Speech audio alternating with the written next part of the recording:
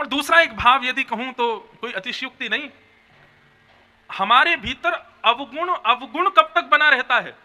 जब तक वो संसार के प्रति है। लेकिन वही गुण यदि ठाकुर जी के प्रति हो जाए तो वही सद्गुण बन जाएगा। काम, क्रोध, लोभ, मोह, ईर्षा, द्वेष, अभिनिवेश, अहंता, ममता, चिंता, ये सारे अवगुण हैं। लेकिन अवगुण कब हैं? वही काम, वही क्रोध, वही लोभ, वही मोह, वही द्वेष, वही अभिनिवेश यदि संसार के प्रति है। लेकिन वही काम, क्रोध, लोभ, मोह, ईर्षा, द्वेष, अभिनिवेश ठाकुर जी के प्रति अगर हो जाए ना, वही भक्ति बन जाएगा। संसार के किसी सुंदर व्यक्ति को देख करके मन में आवे अरे कितना सुंदर है, तो वो दोष है। लेकिन गोविंद देव जी को देख करके लगे अरे कितने सुंदर हैं, तो वही गुण है। संसार के किसी व्यक्ति को देख करके लगे कितना सुंदर, तो दोष। लेकिन किसी संत वैष्णव को देख करके, उसके माथे का उर्धपुंड देख करके, उसके रूप रेश, ये वेशभूषा देख करके लगे अरे देखो कितने बढ़िया लग रहे हैं, यही गुण है।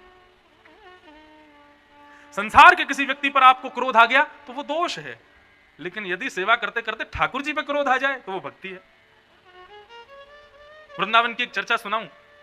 श्री राधा रमण प्रभु, उनके सेवायत गोस्वामियों में एक हमारी बड़ी बहन भी राधा रमण गोस्वामी सेवाओं में हैं। उनके द्वारा कभी कभी बताए जाते हैं भाव।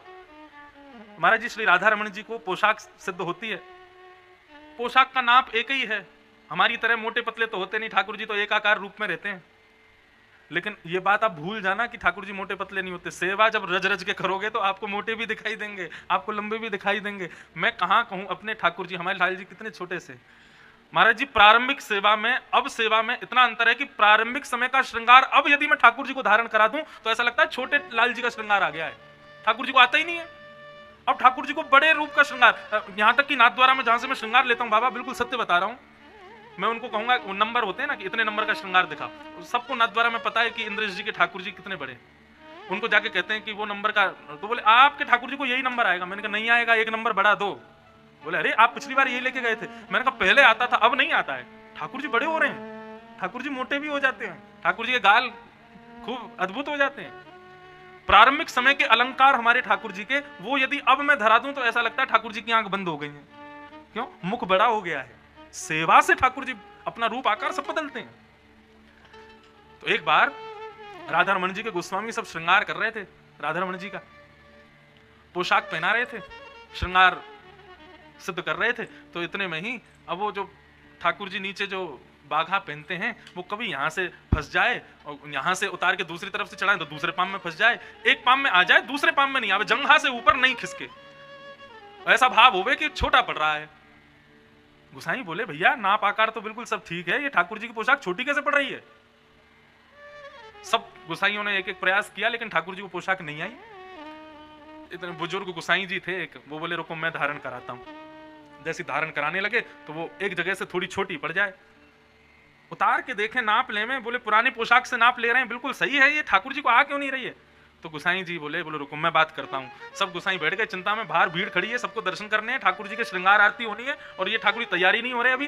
तो जो बुजुर्ग गुसाई जी थे उन्होंने श्रृंगार धर दिया ठाकुर जी के आगे और बोले लाल जी मोहे लगे आज तुम्हें श्रृंगार करावे को मन नहीं है, कोई बात नहीं, आप यही में पीता ये लंगोटी में ही खड़े रहो, हम ऐसे ही दर्शन खोल देंगे और जितने लोग आएंगे फिर सब आपको देख के कहेंगे हो देखो ठाकुर जी नंगम नंगा खड़े हैं। और यदि फिर आपका कोई फोटो खींच के ले जावे और यदि आपको इस रूप में देख करके ले जावे तो फिर बाद में लज्जा मत करना, अरे रब मेरे को ऐसे देख लिया सबने। अंतिम प्रयास कर रहे हैं, या तो पोशाक पहन लीजिए नहीं तो हम ऐसे ही आपको सबको दिखा देंगे। थोड़ा गुस्सा करके जब राधा रमण जी से प्रार्थना की और जैसी वही पोशाक जो 2 घंटा से पहन नहीं रहे थे उसी पोशाक को क्रोध करके जब ठाकुर जी को धारण कराई, वही पोशाक चुपचाप धारण कर ली और ठाकुर जी का दर्शन हो गया, श्रृंगार हो गया। अब इसका मतलब ये नहीं कि अपने लाल जी को जाके डांटने लगो अपने अपने घरों में।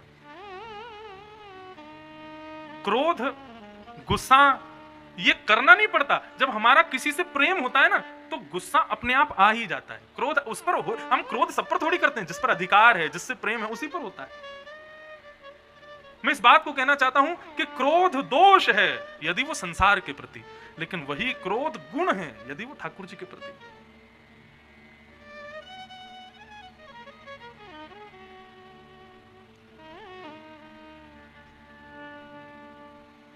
वही लोभ संसार के प्रति है तो दोष है, लेकिन वही लोभ यदि ठाकुर जी के दर्शन के प्रति हो जाए, ठाकुर जी की प्रसादी के प्रति लोभ हो जाए।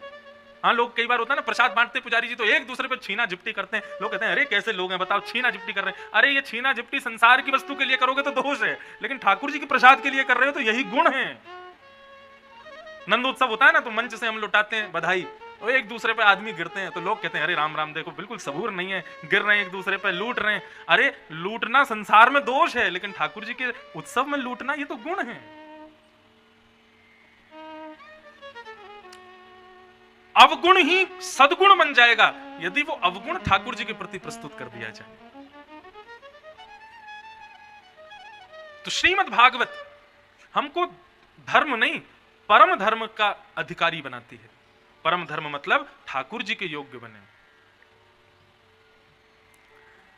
दूसरी बात, निर्मत्सराणाम सताम। भागवत का अधिकारी कौन है? यहां इस कथा पंडाल में बैठने का अधिकार किसके पास है? यहां तो जो आ जाए सो बैठ सकता है, बाहर से जो कह दे कि मुझे कथा सुननी है उसको आने के लिए अनुमति है।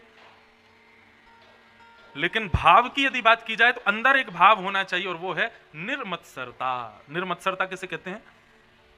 मात्सर्य दोष नहीं होना चाहिए। मात्सर्य दोष का मतलब होता है दूसरे के सुख से दुखी होना। यदि कोई व्यक्ति दूसरे के सुख से दुखी है, ऐसे व्यक्ति को कथा का अधिकार नहीं है। और ऐसा व्यक्ति यदि कथा में आके बैठ भी जाएगा, कथा तो सुन लेगा, लेकिन कथा का प्रभाव उसके जीवन पर नहीं होगा। जो व्यक्ति दूसरों के सुख से दुखी रहता है, मात्सर्य दोष से रहित रहो, निर्मत्सर बनो। सबका कल्याण हो, सबका हित हो, सबका भला हो, इसमें जो भाव रखे उसको अधिकार है कथा सुनने का। तीसरी बात, विषय हो गया भागवत का परम धर्म, अधिकारी हो गया निर्मत्सर। और अब तीसरी बात आती है, भागवत हमारा किससे संबंध कराती है? भागवत सुनने के बाद हम किससे जुड़ जाते हैं? तो वैद्यम वास्तवमत्र वस्तु शिवदम, केवल और केवल श्याम सुंदर के प्रियतम बनाती है भागवत। श्रीमद् भागवत धर्म अर्थ काम मोक्ष चतुर्विध पुरुषार्थ प्रदान नहीं करती।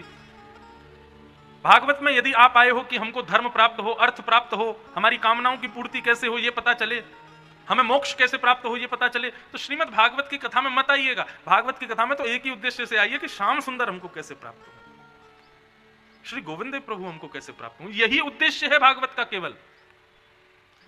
लोग कथा कराते हैं, कथा के पीछे बहुत सारे उद्देश्य रखते हैं, लेकिन मेरी हाथ जोड़ के प्रार्थना, कथा के बदले कोई उद्देश्य मत रखो, केवल एक उद्देश्य रखो, श्याम सुंदर हमारे हो जाएं बस। तो कथा तत्क्षण आपके उस उद्देश्य को पूर्ण करेगी।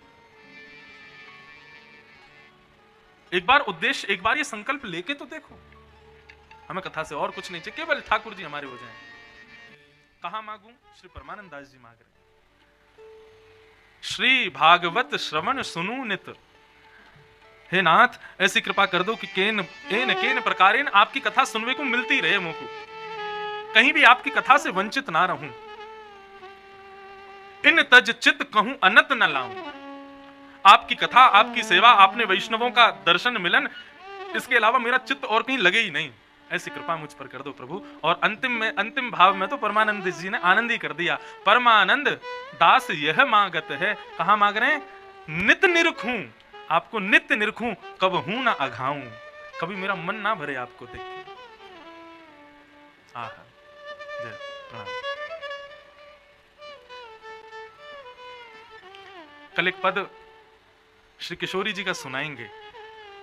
एक पद है, बहुत बड़ा पद है, 8-9 लाइन है उसमें। ठाकुर जी श्री प्रिया जी का विरह करते हैं ये तो सुना है, लेकिन वहां प्रिया जी ठाकुर जी का विरह करके और इतने भाव से ठाकुर जी को पुकार रही हैं। नंददास जी का पद है, कल उसको श्रवण करेंगे। नंददास जी के उस पद में महाराज जी, किशोरी जी इतना सुंदर भाव कहती है, मुझे पद याद नहीं, कल सुनाऊंगा कथा में। किशोरी जी कहती हैं, अरे या जड़ ब्रह्मा को कहा मती फेरी, जो मानव बनाया तो 2 ही आंख बनाई। यदि मैं ब्रह्मा होती तो मानव के रोम रोम में आंख प्रकट कर देती, वासे या गोविंद को निहारते। बोले सठ ब्रह्मा है, मूर्ख है ब्रह्मा, 2 ही आंख बनाई मानव की। किशोरी जी कह रही हूं, मैं ब्रह्मा होती तो इतनी आंख बनाती थी कि हर अंग से ठाकुर जी को देखता हूं। लाल जी केवल आंखों से पीने के विषय नहीं है, आंखों से देखने के विषय नहीं है, ठाकुर जी तो हर रोम से स्वीकार करने के विषय हैं। जय महाराज जी।